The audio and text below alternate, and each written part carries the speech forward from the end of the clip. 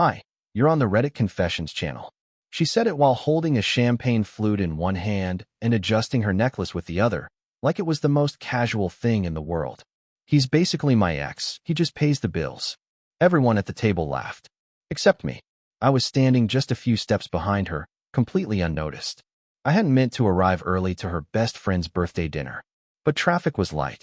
And betrayal, as I'd just learned, doesn't text a warning. I watched her, my wife, dressed in the silk dress I paid for, sitting with 3 other couples, none of whom even flinched at what she said. I stood there, clutching the gift bag I brought for her friend, like some awkward delivery guy who had crashed the wrong party. She didn't know I was there. Not yet. She was laughing, sipping, glowing in the candlelight like a woman who had it all: love, comfort, security, and options. Especially options. Then, one of the women, I think her name was Kira, asked, "So does he still think you guys are okay?" Mallory smiled wide. Too wide. "Edric? He's just grateful I still come home." That's when my fingers finally let go of the gift bag. It hit the floor with a soft thud. Her head turned. She locked eyes with me and smirked. That smirk, it gutted me more than the words. I took a breath, walked over slowly, and with every heartbeat screaming in my ears, I said loud enough for the whole table to hear, "Benefits canceled. Get out." Her glass slipped. Shattered. She didn't laugh that time. And that was just the first surprise of the night. The restaurant went silent. All that ambient laughter and clinking glass, gone. Just the sound of her flute hitting the tile and my words hanging in the air like a punch no one saw coming. Mallory didn't move. Her mouth was slightly open, eyes darting around like she was searching for an escape route that didn't exist. I felt every pair of eyes on me, not in pity, but curiosity. Entertainment. They were waiting to see what the husband ATM would do now that he found the exit code. She stood up slowly, brushing non-existent crumbs from her dress. "Edric," she said under her breath, trying to pull me aside by the elbow. I didn't budge. I just stared at her hand like it was a stranger touching me. "Can we talk somewhere else?" she whispered. "No," I replied flatly, loud enough for the entire table. "Let's give your friends the show they came for." She flushed. I watched the blood rush to her face as she glanced at the others, all of them suddenly absorbed in pretending to read menus or stir cocktails that didn't need stirring. And then I pulled out my phone. I had the screenshots ready. Messages between her and Benny B, the guy who apparently supplied more than emotional support. "He's so boring, but steady," she wrote about me. "Perfect for paying off the mortgage while we figure us out," she'd sent to him 2 weeks ago. There were photos too. Her in lingerie I'd never seen, in hotels I'd never booked, taken by someone who clearly wasn't me. I didn't show the table, no. I just tilted the phone slightly toward her and watched her face change. Her fingers twitched like she might slap it from my hand, but then she froze again. Everyone could see something was wrong now. One of her girlfriends cleared her throat and mumbled, "Maybe we should." "Stay," I interrupted, eyes still locked on Mallory. "They've heard everything else behind my back. Let's not deprive them of the ending." Then I calmly walked out, left the gift on the floor, left them stunned, left her in the ashes of the party she set on fire. When I got home, I changed the locks. But what happened the next morning? Let's just say she tried to spin the story, and it backfired spectacularly. I didn't sleep that night. Not because I was crying or pacing or smashing things like you see in movies. I just sat in the living room with the lights off, phone in hand, reading everything again. Every message, every emoji, every "LOL he thinks I'm tired from work." I stared at the woman I thought I knew, now just words on a screen, slicing deeper with each swipe. By morning, my stomach felt hollow, like it had burned through itself. I didn't eat, didn't shave. I didn't even check my work email. Instead, I brewed coffee, poured 2 mugs, and stared at the second one across the table like it would summon her. I wasn't sure if I wanted her to come back or if I just needed her to see what she'd done in the daylight. At 9:12 a.m., I heard her key in the lock, except the lock had been changed. There was a pause, then frantic knocking. "Edric? What the hell? Are you serious right now?" I opened the door slowly. She was standing there with mascara smudged, wearing the same dress from last night, and holding her heels in one hand like a college girl after a walk of shame. Only this wasn't college. This was her life. Our life. "You locked me out?" she hissed, trying to shove past me. "Yup," I said, blocking her with the calm of a man who'd already died inside and come back as someone else. You don't live here anymore. Her eyes flared. You're overreacting. You embarrassed me last night. In front of my friends. Correction, I said, stepping back to toss a small box toward her feet. I exposed you in front of your enablers. She looked down. It was the burner phone I found in her gym bag. I'd powered it on, snapped a photo of the wallpaper, her and Bennett kissing on some rooftop bar, and printed it out, included it in the box. I even dropped in the bracelet I gave her last Christmas, the one she claimed got lost at yoga. She stood there frozen again. It was becoming her signature move. Then she tried a new angle. Her voice softened. Edric, we can fix this. We're married. We've been through worse. No, Mallory, I said, and for the first time in months, I actually meant it. We've never been through you turning me into a running joke. Then she did what I didn't expect. She walked away. No apology. No begging. Just turned and left barefoot, carrying her betrayal like it weighed nothing. But she wasn't done. That afternoon, her version of the story hit Facebook.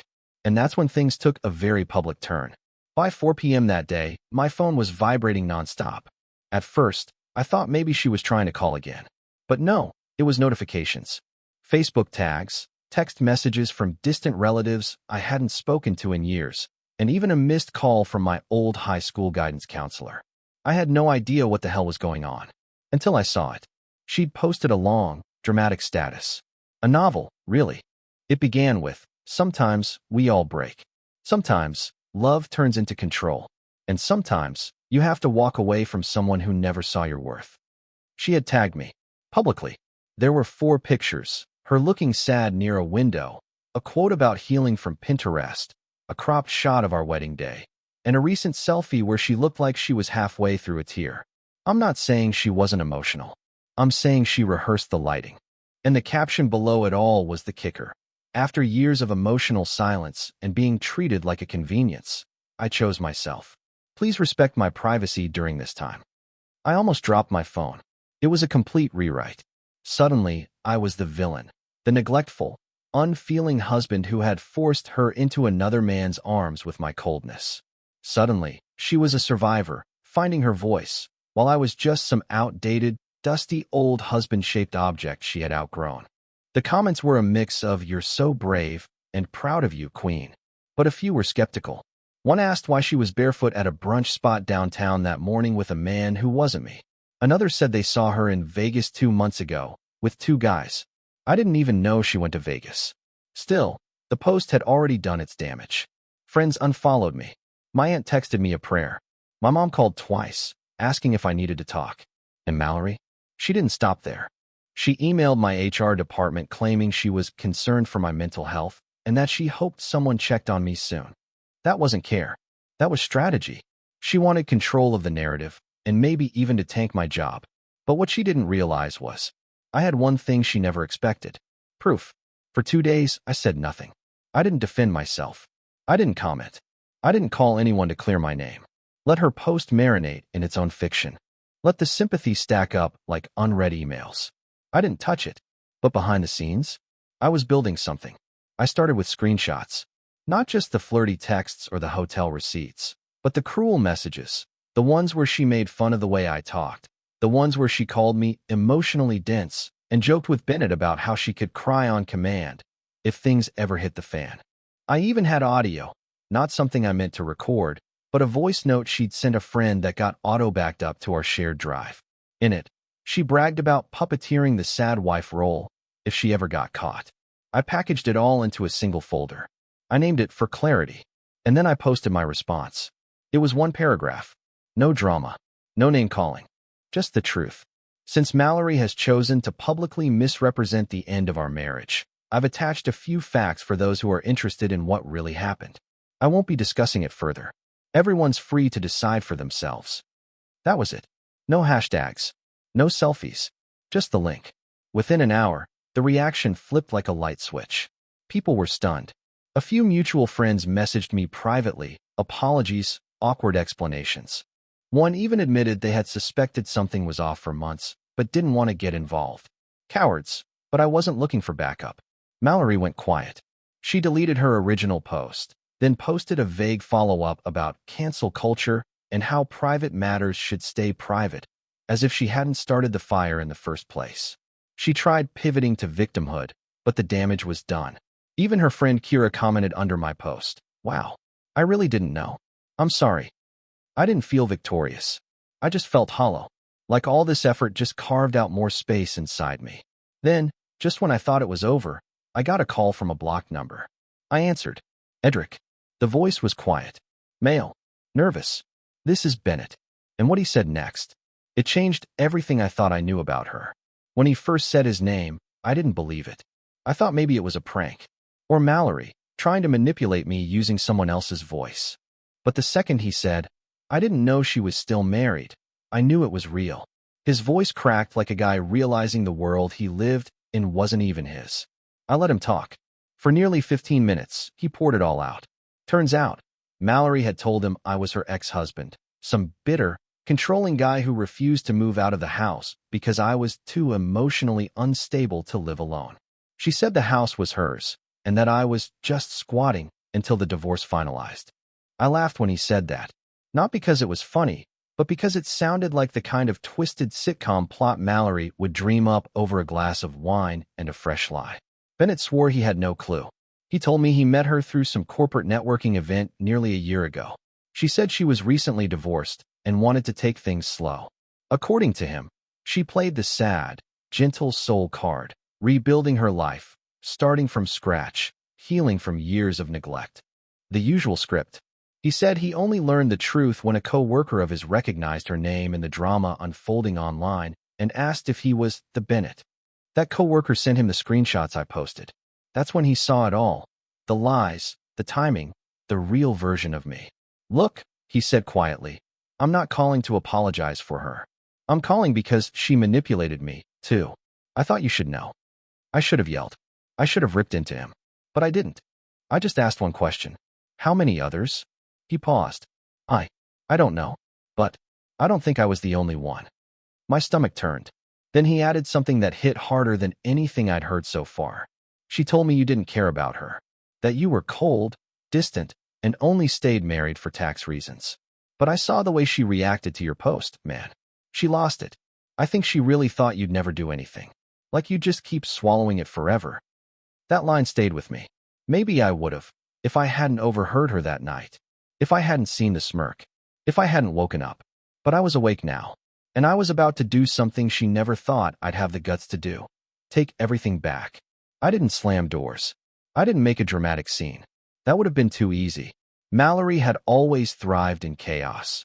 She knew how to flip a meltdown into sympathy in seconds. But what she couldn't handle was quiet power. So I went silent. And then I started erasing her, one signature at a time. The house. It was in my name. She never added hers. She'd always said, "It's just paperwork. We're partners, who cares?" I cared now.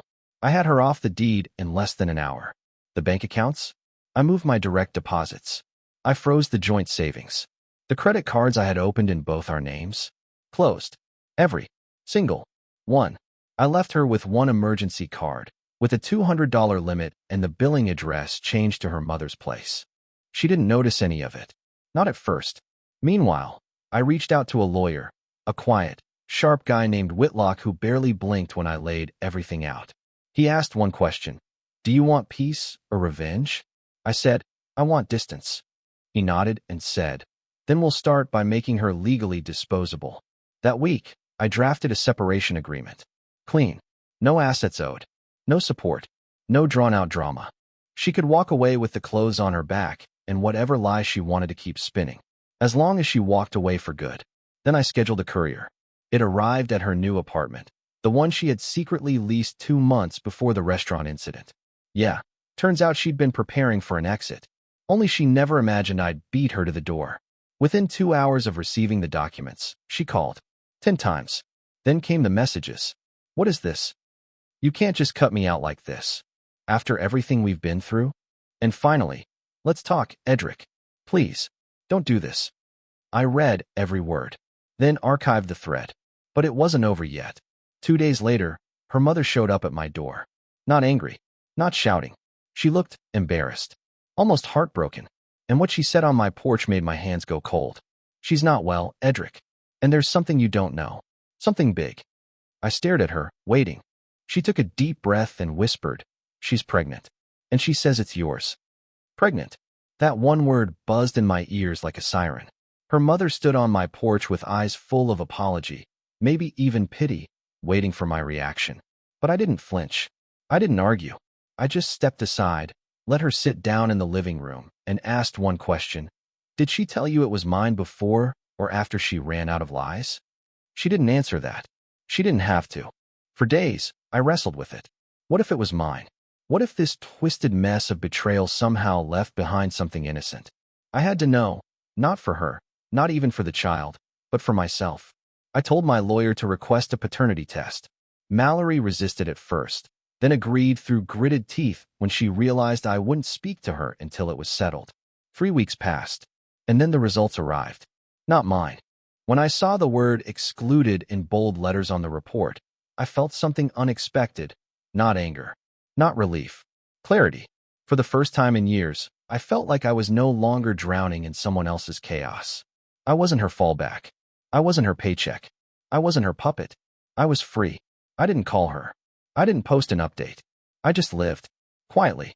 I redecorated the house. Took a solo trip to Oregon. Even started learning how to cook properly instead of surviving on toast and coffee. One night, while scrolling through photos of rocky coastlines and quiet trails, I realized something. I wasn't lonely anymore. And strangely, I wasn't bitter either. Mallory moved on, or maybe spiraled, I don't know. That wasn't my story anymore. Mine was about rebuilding, about waking up, about realizing that loving someone shouldn't mean erasing yourself. And if you're listening to this right now, wondering whether you should walk away from someone who doesn't see you anymore, let this be your sign. You're not basically an ex. You're not just a provider, a placeholder, a prop. You are allowed to leave the table when love starts costing more than it gives. Thanks for being here on Reddit Confessions. If you've ever lived through something that made you stronger, share it in the comments. Or tell us about a surprising moment from history that changed your perspective. Let's learn from each other, one confession at a time.